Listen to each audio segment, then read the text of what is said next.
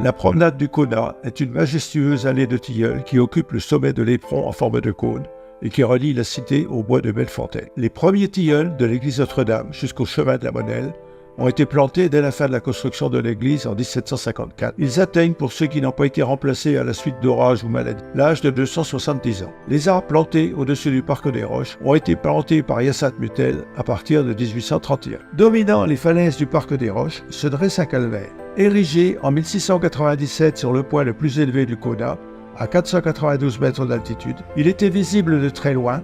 Le Christ, présent sur la croix depuis 1897, est sorti des fonderies du Val-d'Aune en Haute-Marne. La Pietà, scellée à son sommet, proviendrait des jardins de l'ancien couvent des Annonciades. Consacré en 1697, il est un témoignage d'une époque de grande ferveur catholique, avec notamment les missions encouragées par le duché lorrain.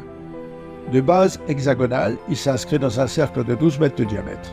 Sur ses trois côtés incurvés et plus larges, sont creusées des niches qui disposent de tablettes servant de bancs aux promeneurs en quête de repos.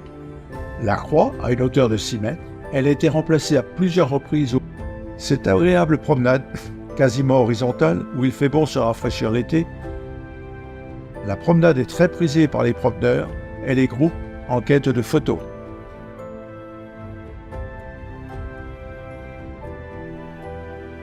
En haut de l'escalier des 104 marches, une niche en maçonnerie abrite une Vierge de l'Annonciation qui proviendrait de l'ancien couvent des Annonciades.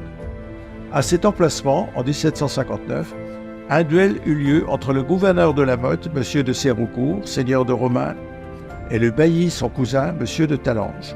Celui-ci, malade, dans l'incapacité de se défendre, succomba au duel qui fit beaucoup de bruit. Séroucourt fut destitué de sa charge, il mourut quelques années après.